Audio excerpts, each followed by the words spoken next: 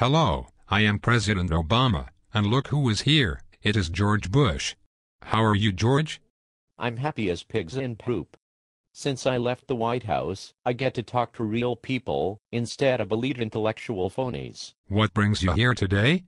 I wanted to remind myself what it's like to talk to an elite intellectual phony, and I need to ask you some questions about the economy. Go ahead. After all, I was professor of economics at the University of Chicago. I thought you were a teaching assistant at the law school. Close enough for government work, George. What is your question? Well, you have taken responsibility for the economy and given it back to me several times. I sort of lost track. Who is in charge of the economy now? Is the economy good or bad? The economy is bad now. Then you are in charge, George. Well then, you have been saying that I drove the economy into the ditch. If I'm in charge, I need to know how I drove the economy into the ditch, so I do not do it again. Let me explain then. You see, you were a bad driver, and drove the economy in the ditch. So I am not giving you back the keys. Then why do you keep giving me back the keys? And you are not very specific. Could you please tell me exactly how I drove the economy into the ditch? Let me be clear then. I think you were drunk driving. Yes, that's it. You were drunk and drove the economy in the ditch. That is still not very specific, Barack. I heard that the economic collapse was partly due to the Community Reinvestment Act, which required banks to lower lending standards and sell subprime mortgages. Eventually everybody and his dog bought subprime mortgages and sold them to Fannie Mae and Freddie Mac and Wall Street, and then the Federal Reserve raised interest rates, and people started defaulting, and we had the subprime mortgage crisis, and the economy turned to crap. I think maybe you were text messaging while driving, and drove the economy in the ditch. That's it. Text messaging while driving. Are you sure you actually graduated from Columbia and Harvard and grade school? And you have not changed the Community Reinvestment Act and are still encouraging subprime mortgages. You have not reformed Fannie Mae and Freddie Mac like I wanted to do in 2005. I also heard that when the Federal Reserve wanted to stimulate the economy in 2001 and dropped interest rates really low, that suckered millions of folks into borrowing much more than they could afford, and then they bought houses and stocks and everything else. And it caused huge housing and stock market bubbles. And when the Federal Reserve raised interest rates, those bubbles collapsed like a steer hit on the head with a sledgehammer. Maybe you swerved to avoid a deer. There are lots of deer on the roads lately. So you swerved and went in the ditch. I think you have been misoverestimated, Barack. And the Federal Reserve is now trying to sucker people into even more debt with low interest rates, even though consumer debt is already nearly $14 trillion. And I also heard that the economic collapse was partly caused by my excessive government deficit spending. That's it, George. You went on a wild government deficit spending spree, and drove the economy in the ditch. Well, I was kind of curious about that, because the first thing you did as president was to go on a wild government deficit spending spree.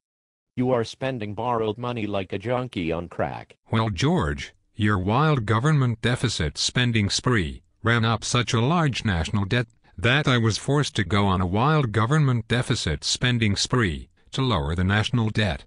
Did your cheese slide off your cracker? George, you are an economic moron. You have not heard about the government spending multiplier, which my economic superstars tell me is 1.5. That means that no matter how much government deficit spending I do, I will get back 50% more money than I spent, and the extra money pays off the national debt. That is how I am deficit spending the country out of debt. My economist told me about that government spending multiplier too. But no matter how much deficit spending I did, the national debt just got bigger, instead of smaller. So I checked, and I found that every president who did government deficit spending just made the national debt bigger. So the government spending multiplier is bullcrap, and your economic superstars don't have the brains God gave a goose. If the government spending multiplier worked as your economic superstars say, then Greece would be the richest country on the planet. If deficit spending did not work for any other president, or for Greece, How do you expect it to work for you? Surely you must be joking. I'm not joking, and do not call me Shirley. I raised the national debt $4.9 trillion in my 8 years as president. You have raised the national debt $3 trillion more in just 1 year and 8 months. You are me, on steroids. Holy crap. This cannot be true. I have to go now, George. I must have an emergency meeting with my economic superstars after I change my underpants. I had to change underpants too when I found out there were no weapons of mass destruction in Iraq. But your economic superstars are gone now. They scattered like cockroaches when the lights come on. They are now teaching economic bullcrap to college students. You would do better to talk to an Iowa farmer or an Indiana businessman. They're capitalist pigs. I have fought capitalism all my life. I do not want to cop out. I will seek out the Marxist professors again. Then just about any university will do. Universities and your White House are the only places Marxists can get a job these days. But maybe you should talk to some real folks, like in Pennsylvania. Talk to God and gun-clinging bigots who like Hillary Clinton. No way. I will consult my teleprompters. George, don't tell anybody what has happened until my speechwriters think up something for me to say. It is too late. The Tea Partiers are on you, like ducks on a June bug. I will win them over by having my people call them crazy redneck, racist teabaggers. You are losing support among Democrats and independents too. I will rally them by calling them apathetic whiners. Some Democrats in Congress are even running against you. I will have Rambo send them a dead fish. Rambo, already scrammed out of here, like a rat leaving a sinking ship. It looks like a lot of Democrats may get voted out of Congress. I will tell them not to worry. This time they got me, babe. I will give a speech to a joint session of Congress. I will go on Leno and Letterman, and all the Sunday political shows too, except Fox. You have already done that. Then I will give a speech from Mount Rushmore. I will raise my staff, and the oceans will recede, and the sea of red states will part. I will issue an executive order that Europeans and Mexicans can vote in the election. And members of Acorn can vote 55 times each. I think the Acorn folks have already been doing that. I will promise taxpayers all the free stuff their money can buy. I will have an economic summit and invite a bunch of academics with no real-world experience.